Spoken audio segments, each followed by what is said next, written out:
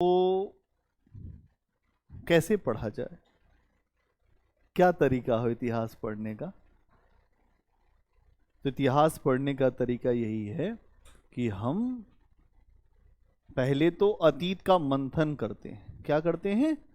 मंथन करते हैं। इतिहास, ये जो इतिहास है इसका मतलब यही है कि अतीत का मंथन।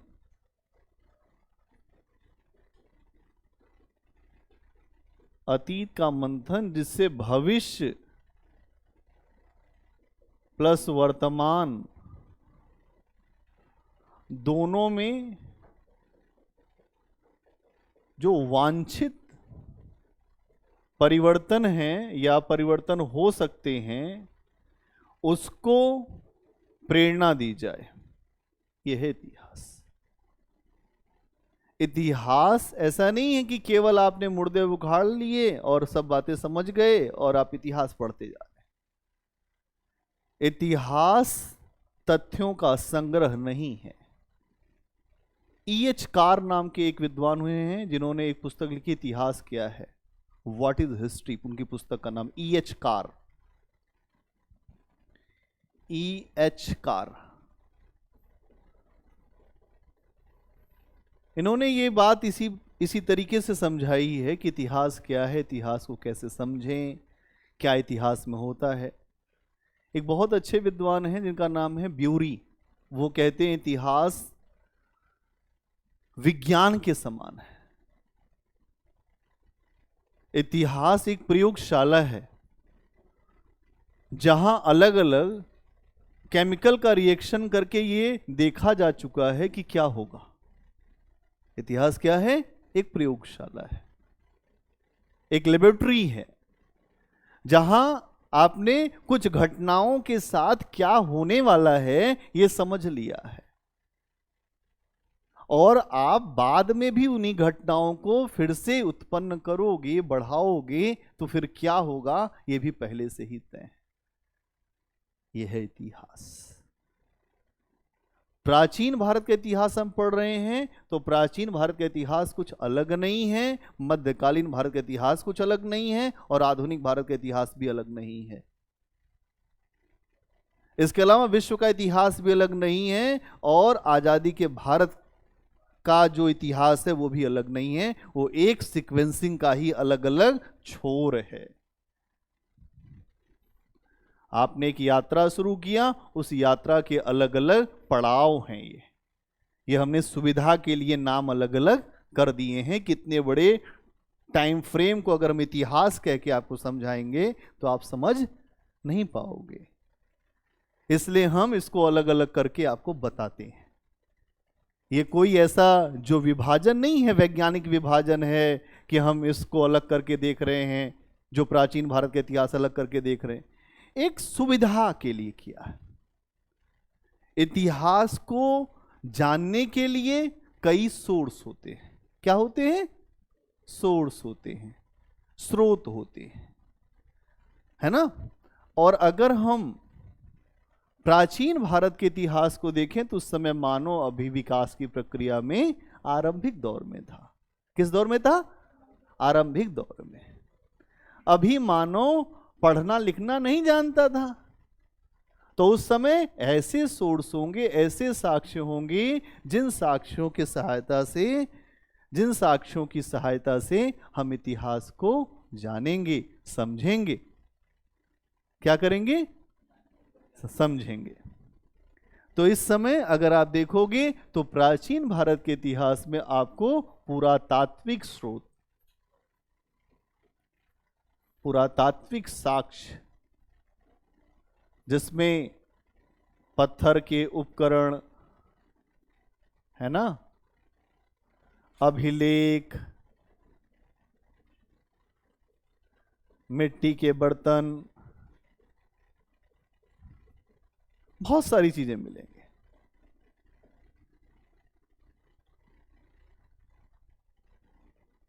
है कि नहीं?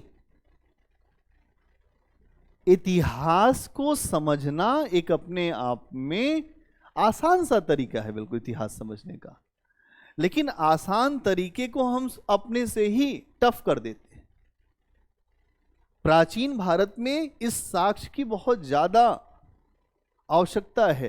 क्यों? क्योंकि आरंभिक समय में आपको लिखित साक्ष्य नहीं मिलेंगे, और जब लिखित साक्ष्य नहीं मिलेंगे तो हमारे इतिहास का जो लेखन होगा वो इसके आधार पर होगा, पुरातात्विक साक्ष्यों के आधार पर। मानव विकास की परंपरा में सबसे पहले क्या होता है? मानव धीरे धीरे अपने आप को जीने लायक बनाता है। किस लायक बनाता है? जीने लायक बनाता है। अगर जीना है तो कुछ करना होगा, और ऐसी जगह को ढूंढना होगा जहां कुछ खाने को मिले और सर छुपाने को जगह मिले। इसीलिए मानव ने सबसे पहले नदियों के किनारे रहना शुरू किया, क्योंकि वहां मछली मिलेगी, खाने पीने की व्यवस्था है, आसपास के जो जंगल होंगे उसमें कुछ जानवर भी मिल जाएंगे शिकार के लिए। और आगे चल के मानव ने ऐसे स्थान भी ढूंढे जो पहाड़ियों का खो हो, कंदरा हो, जो गुफा हो, वहां हम छिप सके रात में, क्योंकि जब जानवर घूमते हैं तो उनसे रक्षा भी हमारा उद्देश्य होता है। इसीलिए प्राचीन काल में आप देखेंगे, खास तौर पे जब पाषाण काल की शुरुआत होती है, तो मानव का एक ही उद्देश्य था, जान बचाना। अरे जब जान है तभी जहान है। अब जान ही नहीं बचेगी तो फिर हम और क्या करेंगे? इसीलिए पाषाण काल के मानव ने धीरे धीरे अपने आप को सुरक्षित किया, तब धीरे धीरे विकास की प्रक्रिया में आया। आई बात समझ में? कि पहले चरण में मानव पाषाण काल में है तो उस समय वो केवल अपनी आप को जीवित रखना चाहता है, भोजन तक, आवश्यकताओं की पूर्ति तक, उस समय और कुछ सोच ही नहीं रहा वो, और अपने जीवन के लिए पत्थरों से सहायता भी ले रहा है। इसीलिए पाषाण काल के पहले चरण में आप देखते हैं जहां पर मानव के बड़े बड़े पत्थरों की सहायता से वो शिकार करता, लेकिन धीरे धीरे जब वो आगे बढ़ता है तो मध्य पाषाण काल में छोटे छोटे पत्थर के औजार भी मिलने लगते हैं, जिसको माइक्रोलिथ कहते हैं। फिर वो धीरे धीरे आगे बढ़ता है, यही अग्नि की भी जानकारी हो रही है, लेकिन व्यापक प्रयोग कहीं कुछ नहीं हो रहा। नव पाषाण काल तक आते आते वो स्थायी जीवन की तरफ बढ़ रहा है। पहिए का आविष्कार, एग्रीकल्चर और ये सारी चीजें ऐसी हैं जिसने धीरे धीरे भारत में बड़ी बस्तियों को बसाने के भी प्रयास शुरू किए। क्या क्लियर है? बोलो। जो लोग हैं पहली बार क्लास में वो भी बोलो, फटाफट बोलो। आई बात समझ में? तो यहां पर आप देखोगे कि पाषाण काल में आपको मध्य पाषाण काल दिखाई दिया, और यहीं देखेंगे पशु और मानव की दोस्ती भी दिखाई देगी आपको। धीरे धीरे पशुओं के साथ मानव की दोस्ती, और यही पशु बाद में एग्रीकल्चर में भी बहुत सहायता करेंगे। इसके अलावा नव पाषाण काल में आपको अधिशेष दिखाई देने लगेगा। अधिशेष क्या होता है? सरप्लस। अब हमारे पास जो हैं फसलें हैं, जो उत्पादन हैं, उस उत्पादन में खाने के बाद जो कुछ भी बचता है, खाने के बाद, उसे हम कहते हैं अधिशेष, सरप्लस। कभी भी इकोनॉमी बनेगी, ज्योग्राफी बनेगी, कुछ भी समाज बनेगा तो सरप्लस होना चाहिए। बिना सरप्लस के इकोनॉमी बन ही नहीं सकती। आगे चल के सिंधु घाटी सभ्यता का जो डेवलपमेंट दिखाई देगा वो इसी अधिशेष से दिखाई देगा। ध्यान समझ लो। यहां पर आपको एक बात समझनी पड़ेगी, एक तो निरंतरता और दूसरा परिवर्तन। हर काल में आपको कुछ नए परिवर्तन दिखाई दे रहे हैं। पूरा पाषाण काल में कुछ अलग परिवर्तन है, मध्य पाषाण काल में कुछ अलग परिवर्तन है, और नव पाषाण काल में कुछ अलग परिवर्तन है। और इसके बाद आप देखते हैं कि ताम्र पाषाण काल आता है, ऐसा काल जहां पर पत्थर के औजार के साथ साथ तांबे के औजार भी इस्तेमाल किए जाते हैं। कई बस्तियां मिलेंगी, आहाड़, जोरवे, कायथा, कई बस्तियां, और ये बस्तियां बड़ी बड़ी। अभी आप नव पाषाण काल में देखेंगे कि मानव स्थायी जीवन की तरफ बढ़ा। कहां बढ़ा? स्थायी जीवन की तरफ। स्थायी जीवन का मतलब क्या हो गया? एक स्थान पर रुकने की बात। इसके पहले क्या था? मानव कबीले के जीवन में था, एक स्थान पे रखा, फिर यहां बढ़ गया, फिर यहां बढ़ गया, फिर यहां बढ़ गया, ऐसे यहां से यहां तक की यात्रा। और फिर ताम्र पाषाण काल में आप देखेंगे तो इनाम गांव जैसी बड़ी बड़ी बस्तियां दिखाई देती हैं। बड़ी बस्तियां, बड़े पैमाने पर तांबे के औजारों का प्रयोग, आहाड़ जैसी बस्तियां। इसका मतलब यह है कि मानव जो है विकास कर रहा है। अगर आप मार्क्स को देखोगे तो मार्क्स यही बात कहता है कि हमें एक आदिम साम्यवाद की जरूरत है। इस समय का जो समाज है वो समता मूलक समाज है। ध्यान से समझ लो, इस समय समाज कैसा है? समता मूलक है। दुनिया के बड़े बड़े दार्शनिक, आ जाओ बेटा, दुनिया के बड़े बड़े दार्शनिक, बड़े बड़े विद्वान इसी बात का रोना रो रहे हैं कि जो समाज में असमानता है वो दूर होनी चाहिए।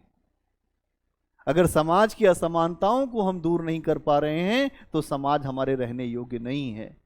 इसीलिए रूसो, एक यूरोप का विद्वान है, कहता है कि मनुष्य हर स्थान पर जंजीरों से जकड़ा हुआ है, हमें खोलने की जरूरत है। हमको नेचर ने, प्रकृति ने स्वतंत्र पैदा किया है, लेकिन हम हर जगह जंजीरों से जकड़े हुए हैं। और ये जंजीरें क्या है? मान्यताएं, जाति व्यवस्था, वर्ण व्यवस्था, धर्म की बहुत सारे विषय। अब ये बात रूसो कह रहा है, जो मार्क्स क्या कहता है? आदिम साम्यवाद की अवस्था में हम जाएंगे। आदिम साम्यवाद का मतलब समानता की अवस्था, समता मूलक समाज की अवस्था।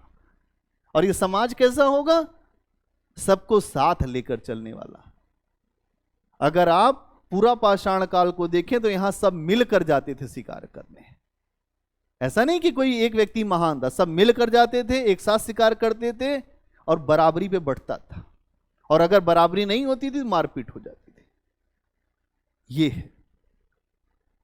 आज क्या है समाज में? असमानता। एक व्यक्ति बहुत बड़ा, एक व्यक्ति बहुत छोटा। इंडिया वर्सेस भारत की खाई बनी हुई है। एक तरफ इंडिया है जो विकसित है, एक तरफ भारत है जो गरीब है। देखो भाई, जो बातें हैं कटु वो तो सुननी पड़ेंगी आपको। भारत में गरीबी एक अभिशाप है।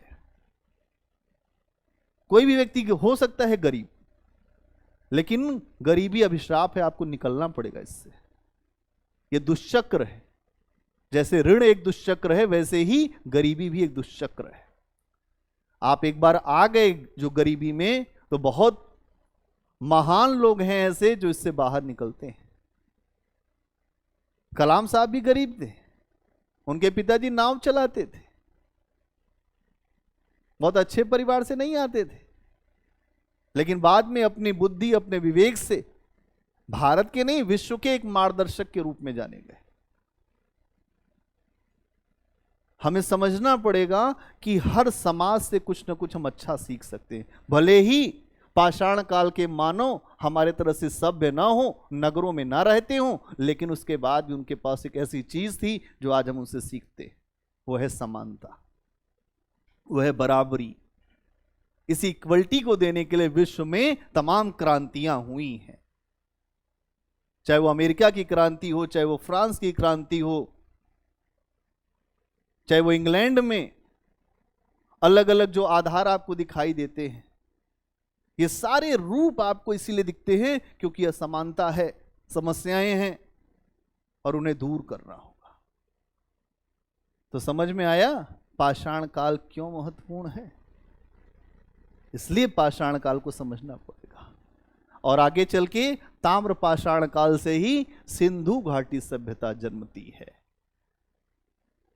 ऐसा नहीं होता कि अचानक कोई आपने विकास नहीं किया और एक विकसित सभ्यता आपके पास आ गई।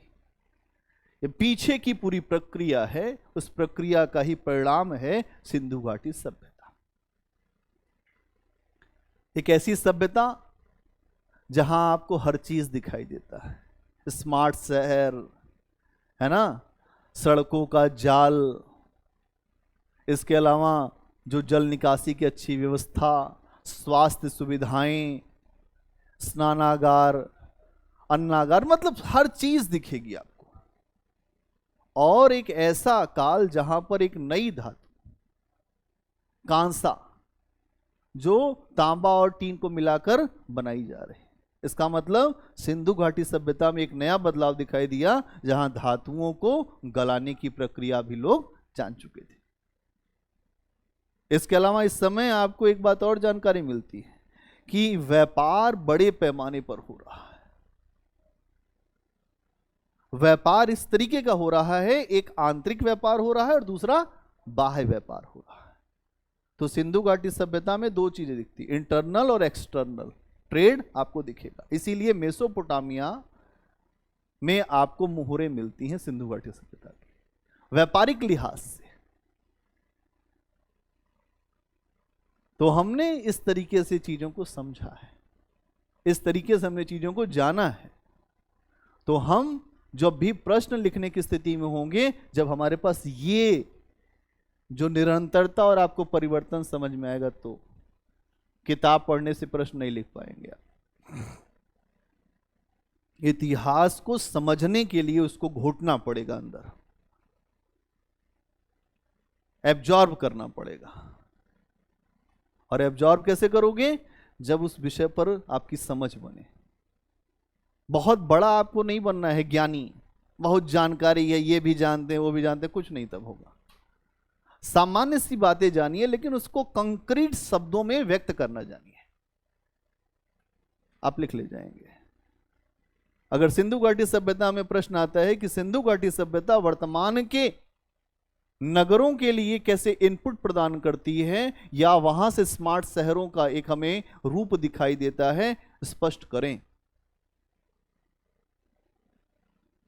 ऐसा प्रश्न आएगा। अब ये नहीं पूछा जाएगा कि सिंधु घाटी सभ्यता कैसे डिक्लाइन कर गई, कैसे बनी, ओरिजिन क्या है। ये सब जो बीए हुए में पूछा जाता है।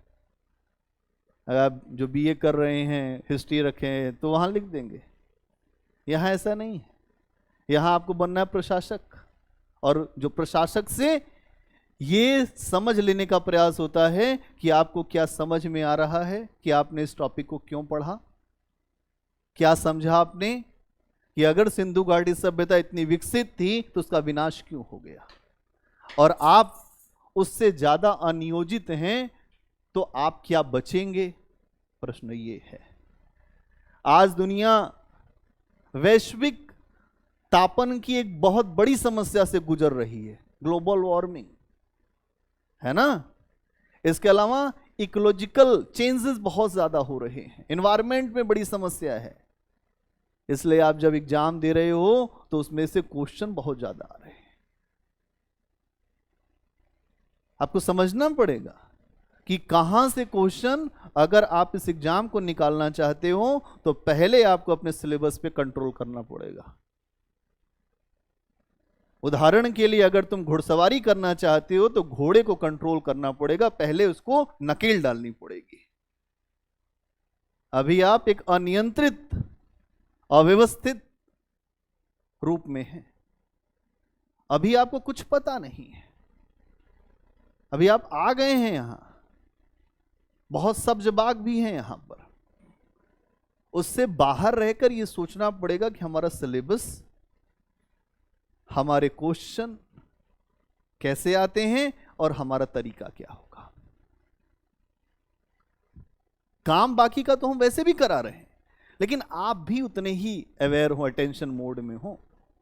तो फायदा मिलेगा, नहीं तो अक्सर मैं ये बात कहता हूं कि आपके गुरु यदि गोरखनाथ भी हो जाएं तो कुछ हो नहीं पाएगा फिर, या शंकराचार्य जिनको आप बहुत महान गुरु मानते हैं उसके बाद भी कुछ मिलेगा नहीं। न रील देखने से काम चलेगा, न वीडियो देखने से काम चलेगा, चलेगा काम खुद के किए। यू गॉट हेवन, तुम स्वर्ग चाहते हो, यू मस्ट बी डाई, तुम्हें अवश्य ही मरना पड़ेगा। अब यहां पर मरने का मतलब इस दुनिया से नहीं मरना है, मेहनत के रूप में मरना पड़ेगा। अब पता चले कोई उल्टा ले ले कि सर ने कहा था, यहां आप अपने आप को खपाना पड़ेगा आपको, यह सोच लो। तो हमने जो प्रश्न देखा, मैंने आपसे दो प्रश्न कहे। पहले तो सिंधु घाटी सभ्यता वर्तमान के नगरीकरण के लिए क्या इनपुट देती है। आज भारत के वर्तमान भारत की समस्या समझो। वर्तमान भारत में नगरीकरण तो हो रहा है बहुत तेजी से, लेकिन अनियोजित विकास हो रहा है, अनप्लान्ड हो रहा है। हमारे पास कोई भी सिस्टम, जो दिल्ली महानगर है, मेट्रोपॉलिटन शहर है, राष्ट्रीय राजधानी है, और यहां पर आप देखिए जो जल निकासी की व्यवस्था, कहीं जल नहीं जा रहा है, जल रुका हुआ है। जो सफाई भी हो रही वो भी बहुत अच्छी नहीं हो रही, सब पानी अंदर ही अंदर है। आप सोचिए कि आप किस तरह के जो विकास के रास्ते पर हो, आप अनियोजित विकास कर रहे हो। एक सिंधु घाटी सभ्यता जिसने नियोजित विकास किया, उसके बाद भी नहीं बचे। आप अनियोजित कर रहे हो, आप कैसे बचोगे? इसीलिए विश्व में एक डिबेट चल रही है कि हम सबको कार्बन का उत्सर्जन कम करना होगा। हाँ बोलिए।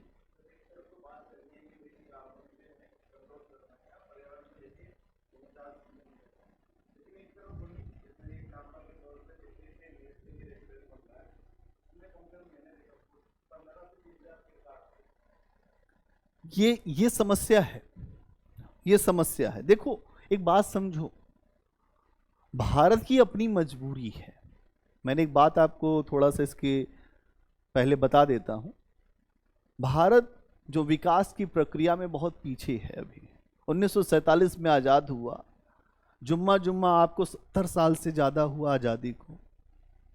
आप 70 साल के आज़ाद देश से बहुत बड़ी अपेक्षाएं रखते हो कि आप विश्व के विकसित देशों से उनकी स्थिति के अनुकूल रहोगे, आप भी अपने आप को मजबूती से रखोगे। तो आपको दो चीजें करनी पड़ेंगी, एक तो ऊर्जा पर काम और दूसरा अपने अवसंरचना पर काम। ऊर्जा और अवसंरचना। अवसंरचना हमारी बहुत अच्छी उस तरीके की नहीं थी जैसा ये देश है, इसीलिए अभी आप देखेंगे कि हम अवसंरचना पर जा रहे हैं। बहुत तेजी से हमने काम किया है, और अगर हम काम नहीं करेंगे तो हमारे पास उत्पादन करने के बाद भी वस्तुओं का परिवहन नहीं हो पाएगा। अगर हमने सब्जी बंगाल में पैदा किया और वो सब्जी उत्तर प्रदेश में नहीं आ सकती तो सब्जी के पैदा होने का कोई मतलब नहीं। दुनिया के देश क्यों आगे हैं, आप इस बात को समझो। जापान में बुलेट ट्रेन चल रही है, चीन में बुलेट ट्रेन चल रही है, 250-300 की स्पीड से चलती है। अभी आप 160-70 पे चलाते हो तो हाथ जोड़ के प्रणाम करते हो, बहुत बढ़िया चला दिया। अरे भाई, दुनिया आपसे बहुत अपग्रेडेड चल रही है। हमारे यहां बहुत बड़ा अनाज खराब हो जाता है उसके प्रबंधन के अभाव में। हमारे यहां बहुत ज्यादा सब्जियां खराब होती हैं। इसलिए हमारा अवसंरचना, अगर आप विकसित देश बनना है, आपको बेहतर देश बनना है, तो ये सारे मॉडल अपनाने पड़ेंगे। इसलिए विकास करें। हाँ, उसकी एक शर्त है, उसकी एक शर्त है कि जितने पेड़ काटे गए उतने ही पेड़ कहीं और रोपित किए जाएं। ये कंडीशन होनी चाहिए कंपनियों के साथ, और ये कंडीशन रहती भी है कि आप इतने पेड़ काटे। हाँ, कहा गया है, अब वो कितना इस्तेमाल करते हैं। अब तो देश में लाल फीताशाही भी है, अधिकारी भी हैं। भ्रष्टाचार भी करना है।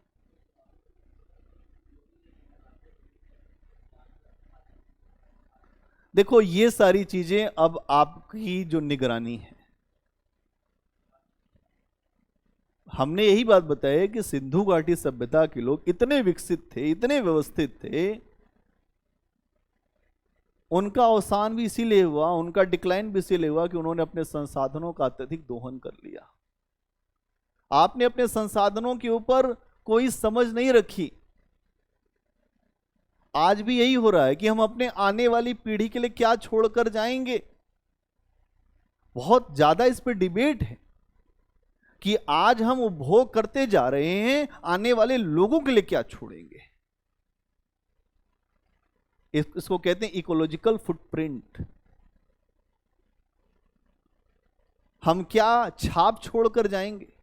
इसलिए अपने संसाधनों का बहुत व्यवस्थित हमें प्रयोग करना होगा। इस प्रकृति के पास सबका पेट भरने की क्षमता है, लेकिन किसी के लालच को पूरा करने की क्षमता नहीं है। महात्मा गांधी का स्टेटमेंट है।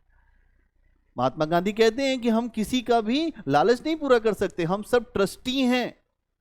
उन्होंने व्यापारियों को कहा, बड़े बड़े बिजनेसमैन को कहा, टाटा बिरला जितने लोग थे सबको यही बात बताई कि आप ट्रस्टी हो संपत्ति के, आप लोगों के कल्याण के लिए काम करो। यह सोचना पड़ेगा। जब उतनी व्यवस्थित सभ्यता नहीं बची तो हम कैसे बचेंगे। प्रयास इस पे होना चाहिए। हम ये सीख रहे हैं सिंधु घाटी सभ्यता से। हमें अपने आप को और बेहतर करना होगा, अच्छा करना होगा, और सोच को बदलना होगा। विकास जरूरी है हमारे लिए, लेकिन विनाश की शर्त पे नहीं। उत्तराखंड में खूब होटल बनाए आपने, पहाड़ियों पे खूब होटल बनाए, तोड़ तोड़ के पहाड़ियां, डायनामाइट लगा लगा के। आज आप देख रहे हैं उत्तराखंड में जो जोशी मठ है वो दब रहा है, वो धंस रहा है। अक्सर जो पहाड़ियां वो दरकने लगती हैं, अचानक ही कुछ हो जाता है। ये ऐसा कुछ नहीं अचानक होता, ये नेचर अपने आप को बैलेंस करता है। आप छेड़छाड़ जो कर रहे हो वो छेड़छाड़ खतरनाक है, उस छेड़छाड़ से बचना होगा।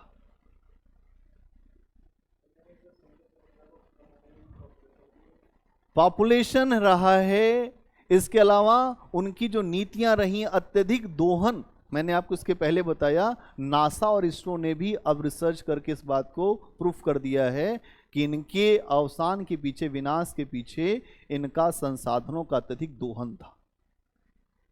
इन्होंने संसाधनों का अत्यधिक दोहन किया। इन्होंने नदियों के जल का इतना प्रयोग कर दिया कि नदियों ने मार्ग बदल दिया, या तो नदियां सूखने लग गई। पेड़ों की इतनी कटाई कर दी कि बाढ़ आने लग गई। आप किसी चीज का एक्सेस कर दोगे, अति सर्वत्र वर्जते, अति की हमेशा वर्जना की गई है। किसी भी काम में अति मत करिए। अत्यधिक हंसना, अत्यधिक बोलना, हर चीज की अति खतरनाक होती है। अति अगर आप करोगे तो समस्या में रहोगे। तो ये अप्रोच हिस्ट्री को लेकर हमें देखना है। इसके अलावा अगर आप देखते हो तो सिंधु घाटी सभ्यता पे आपको इतनी बात समझ में आ गई? बोलो, क्योंकि तुम्हारी आवाज आएगी तभी मैं आगे बढ़ पाऊंगा।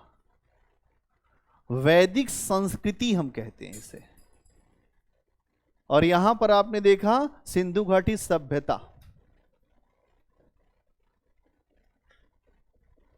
सभ्यता और संस्कृति में क्या अंतर है साहब?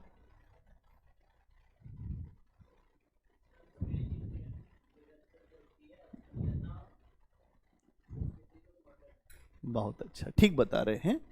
जो सभ्यता है ये संस्कृति का विकसित रूप है। जब हमारी संस्कृति अगले चरण में पहुंचती है तो वो सभ्यता बन जाती है। सभ्यता डिक्लाइन भी कर जाती है, ध्यान समझ लेना। सभ्यता का जो विनाश भी हो जाएगा, लेकिन संस्कृति हमेशा चलती रहेगी, मध्यम गति से चलती रहेगी, इसमें निरंतरता होती है, लगातार अनवरत।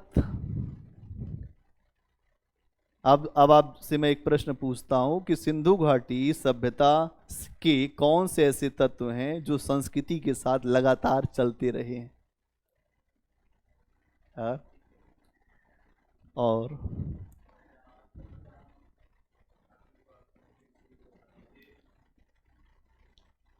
अरे भाई, ऐसे तत्व जो अभी तक चलते रहे वो सब तो हैं ही मिट्टी के बर्तन। तो कोई जो मजबूत आधार बताओ। हाँ, एक तो श्रृंगार, जो सिंदूर का प्रयोग, ठीक है, फिर लिपस्टिक का प्रयोग, फिर भगवान शिव की पूजा, फिर माता की पूजा, मातृशक्ति की पूजा, ये है जो संस्कृति का आधार। समझ में आया? तो यहां पर आपने देखा कि एक नगरीय है, ये सभ्यता कैसी है? नगरीय है। और ये कैसी है? ग्रामीण सभ्यता है। ये एक बड़ा परिवर्तन दिखाई दे रहा है। ये इसके बाद का चरण है, लेकिन यहां नगरी नहीं दिख रहा है। दिखना चाहिए नगरी। क्यों नहीं नगरी दिख रहा भाई? भाई जो विकास की प्रक्रिया में यहां पर जब नगर है तो यहां भी नगर दिखे, लेकिन ये खत्म हो गए, ये सभ्यता ही खत्म कर दी गई। अपने आप ही कुछ लोग अपने आप को मार लेते हैं। देखा, अक्सर कुछ लोग ऐसे भी होते हैं कि खुद ही को मार लो। हाँ, जिसको कहते हैं आत्महत्या। तो यहां पर यह चीज भी दिखती है। तो आप देख रहे हैं कि इस सभ्यता से एक नई संस्कृति डेवलप हुई, जो ग्रामीण संस्कृति है। और ये जो ग्रामीण संस्कृति है, यहां पर लोग अभी भी कबीले में हैं। अब आप फिर याद करो, पाषाण काल में भी कबीला और फिर यहां भी कबीला, अब फिर वही शुरुआत। तो इतिहास अपने आप को दोहराता है। कबीला फिर से कबीला आ गया, और फिर से यही कबीला विकास करते करते 600 बीसी तक आते आते एक दूसरा नगरीकरण लेकर आता है। 600 बीसी में जब भगवान बुद्ध का काल आता है तो दूसरा नगरीकरण, कबीला खत्म और एक राजतंत्र, गणतंत्र और एक साम्राज्यवाद की अवधारणा दिखाई देती है ना? क्या क्या दिखता है? राजतंत्र, गणतंत्र और उसके बाद साम्राज्यवाद। ये तीन चीजें दिखाई देती हैं। राजतंत्र दिखाई देता है। थोड़ी सी कहानी बता देता हूं, फिर उसमें आप आगे बढ़ेंगे। पूर्व वैदिक काल में क्या होता है बताओ ज्योत्सना? पूर्व वैदिक काल में मानो कैसा था? पूर्व वैदिक काल में मानो कैसा था? दबाव में आने की जरूरत नहीं, बहुत आसान सी बात है। 1500 से 600 हम पूरा इसको लिख देते हैं। इसमें भी दो हिस्से हैं, पूर्व वैदिक काल तो 1500 से 1000, फिर उत्तर वैदिक, बहुत बढ़िया,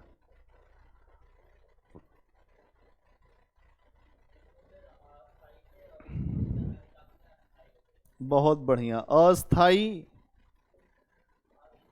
कबीला, सब बराबर, समानता, है ना? फिर महिलाओं की स्थिति अच्छी, महिलाओं की स्थिति बेहतर, छुआछूत नहीं, छुआछूत नहीं, पितृसत्तात्मक,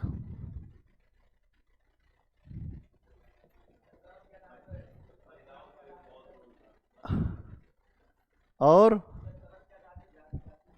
अभी यहां पे नहीं है, पूर्व वैदिक में अभी आ रहे हैं, उस पे आना तब। अभी यहां पर जो सभा, समिति, इसके अलावा अभी धर्म का सरल रूप, सरल रूप, कर्मकांड अभी हावी नहीं, कर्मकांड का अभी हावी न होना, इस समय ऋग्वेद है,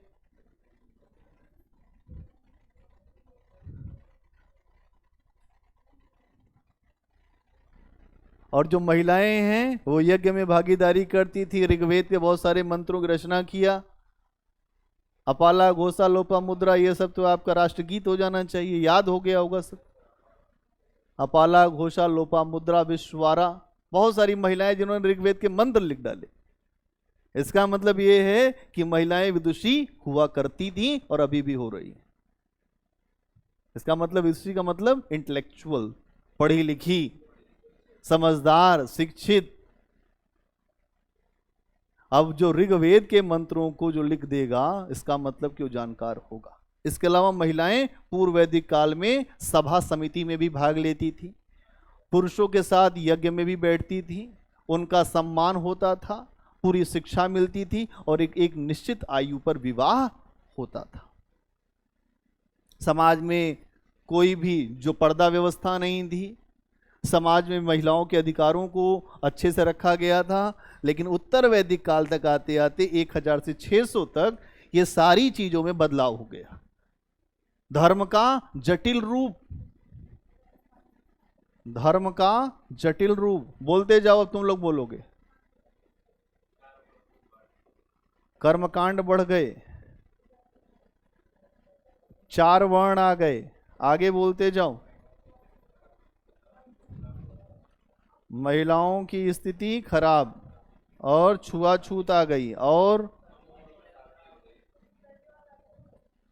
ठीक है, प्रजा राजा के बीच में भेद,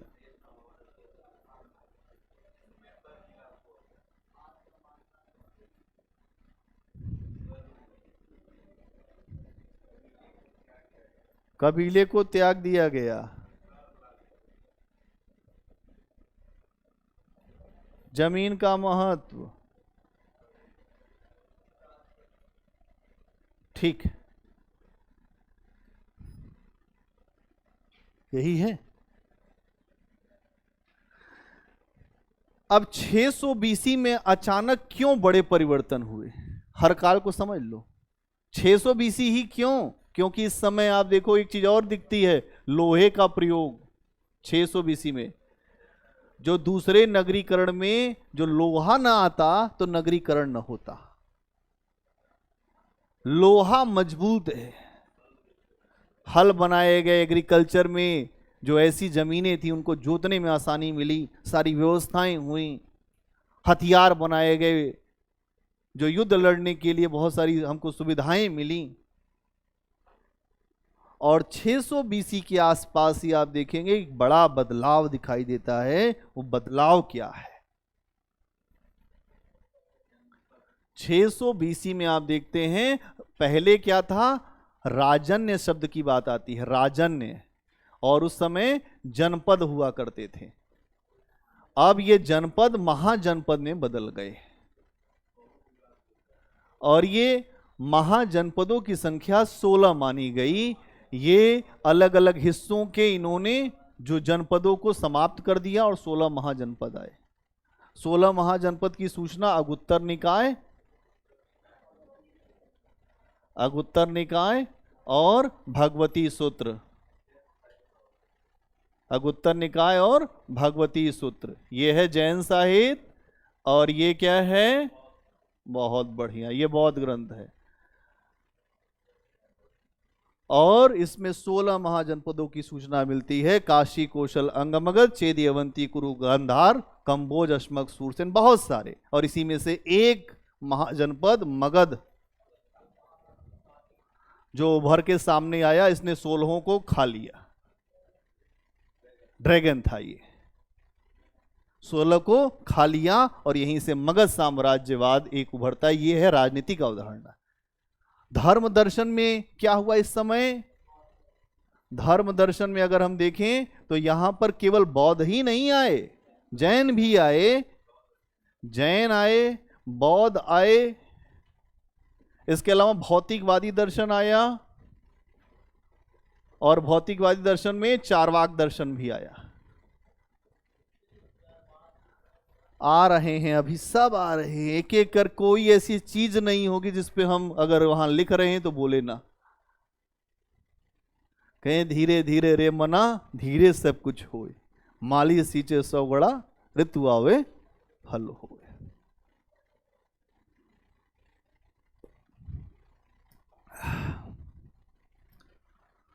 तो यहां आप देखते हैं कि 600 बीसी में हमें कुछ नए बदलाव दार्शनिक आधार पर दिखते हैं। समाज उद्वेलन कर रहा है, दबा हुआ महसूस कर रहा है, कसमसा रहा है, क्योंकि 600 बीसी में व्यापार वाणिज्य भी आ गया है।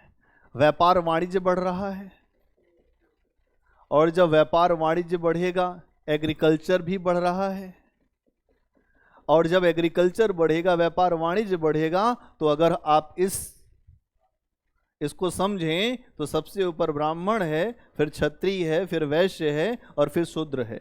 ये जो दोनों वर्ग हैं ये असंतुष्ट होंगे, खासतौर से ऊपर के वर्गों से।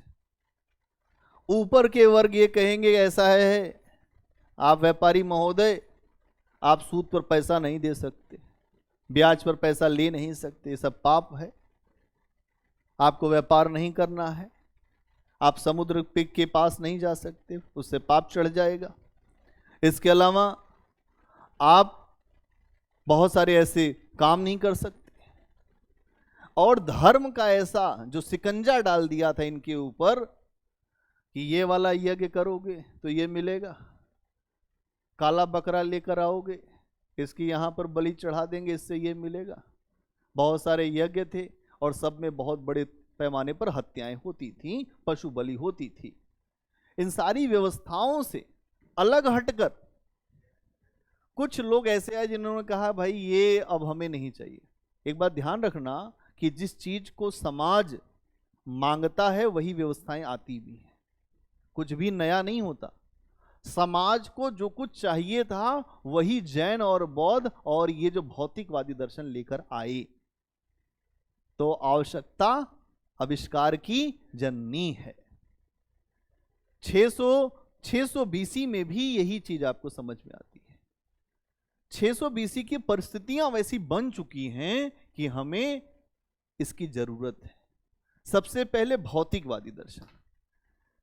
अब जो लोग हैं नीचे, जो समाज में हाशिए पर हैं, वैश्य और शूद्र, जो शूद्र हैं उनको धर्म से एकदम अलग कर दिया गया कि तुम्हारे लिए धर्म नहीं है कुछ पे, तुम धर्म में कुछ नहीं करेगा, जो कुछ करेंगे हम करेंगे।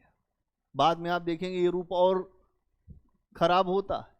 इसलिए जब इस्लाम भारत में आया तो बहुत सारे भारत के लोगों ने इस्लाम स्वीकार किया, मैं बताऊंगा आगे चल के। अब यहां ये बात समझना पड़ेगा कि ये लोग क्यों कुछ नया चाहते थे, क्योंकि जो यहां पर स्वरूप था धर्म का वो स्वरूप उनके लिए नहीं था। तो ब्राह्मण ने कहा क्षत्रिय से कि तुमको शासन करना है, हम हैं तुमसे बड़े, भले तुम शासन करोगे लेकिन हम तुमको उस योग्य बनाएंगे। तो हम बनाएंगे तुमको देवता। क्या बनाएंगे? देवता। हम तुम्हें मंत्र से देव बना देंगे इंसान से। इसीलिए बहुत सारे यज्ञ आए, अश्वमेध यज्ञ, वाजपेयी यज्ञ, है ना, बहुत सारे यज्ञ आए, और इन यज्ञों के माध्यम से देवत्व का आरोपण किया गया। और ये जो लोग थे नीचे वाले, इनके लिए धर्म का कोई भी आधार नहीं बचा के रखा गया। इन लोगों ने कहा यार जब हमारे लिए कुछ है ही नहीं तो हमको ऐसा कुछ मिल जाए जहां किसी चीज की जरूरत ना पड़े। तो भौतिकवादी दर्शन, जिसमें बहुत सारे ऐसे विचारक आए जिन्होंने कहा ना आत्मा होती है, न ईश्वर होता है, न कुछ होता है, सब कुछ यहीं रहना है, यहीं पर आपको अपना जो विकास करना है, यहीं आपको आगे बढ़ना है, कुछ भी मानने की जरूरत नहीं। इसी भौतिकवादी दर्शन से ही एक अगला चरण आया चार्वाक दर्शन का। चार्वाक दर्शन को लोकायत दर्शन भी कहते हैं। लोकायत दर्शन, इस दर्शन को देने के पीछे अगर आप देखेंगे तो आधार ये था कि इस दुनिया में ही सब कुछ ठीक है, अगर हमें इस दुनिया में जीना है तो उधार लेकर घी भी पीना पड़े तो कोई समस्या नहीं है। घी पियो उधार लेकर, जितना पी सकते हो, क्या जाएगा इस दुनिया से, खाओ पियो और मौज करो, ये कहा है चारवाक ने। और आज की दुनिया में इसी को सबसे ज्यादा आधार बना रहे हैं लोग। आप देखते होंगे शाम को 6 बज जाता है, सूर्य अस्त, उसके बाद दुनिया मस्त। ये तो चल रहा है। जीवन में उपभोग को सबसे ज्यादा आधार दिया जा रहा है। केवल भोग करने पे बात है, भोग जितना भोग हो सकता है, भौतिकवाद है। लेकिन आम जनता ने उस समय इसको स्वीकार बहुत नहीं किया। फिर आए जैन। जैनियों की फिलॉसफी अच्छी है लेकिन अति वाली है।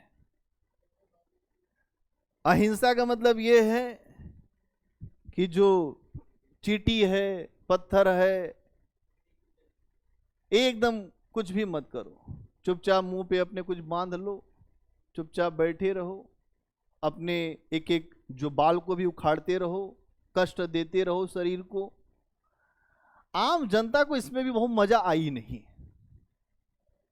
आम जनता इतना ज्यादा अपने आप को कष्ट देने के लिए आमादा होती नहीं है। या आप कहें हमें अच्छा सब कुछ लग रहा है आपका। अब यहां पर अत्यधिक त्याग करने की बात है जैन दर्शन में। आप देखेंगे कि महावीर स्वामी, इन लोगों ने जो वस्त्र तक को त्याग दिया था, और उसके बाद ईश्वर की अनुभूतियां हुई इनको, ऐसा नहीं है नहीं हुई, अनुभूतियां हुई। उसके बाद इन्होंने बहुत सारी बातें कही। बाद में जैन दर्शन में भी एक लिबरल अप्रोच आया, जहां पर यह कहा गया कि नहीं, हम वस्त्र पहनेंगे, श्वेतांबर हुए।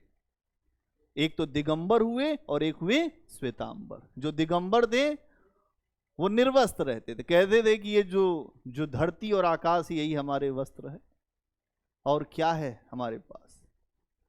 और जो श्वेतांबर थे वो श्वेत वस्त्र धारण करते थे। लेकिन यहां पर हम किसी भी काल विशेष को जब हम किसी नाम से जानते हैं तो इसलिए जानते हैं कि उस काल में सबसे ज्यादा किसका प्रभाव रहा। तो 600 BC के पूरे काल को बुद्ध काल भी कहते हैं। क्यों? क्योंकि इस पूरे काल में महात्मा बुद्ध छाए रहे।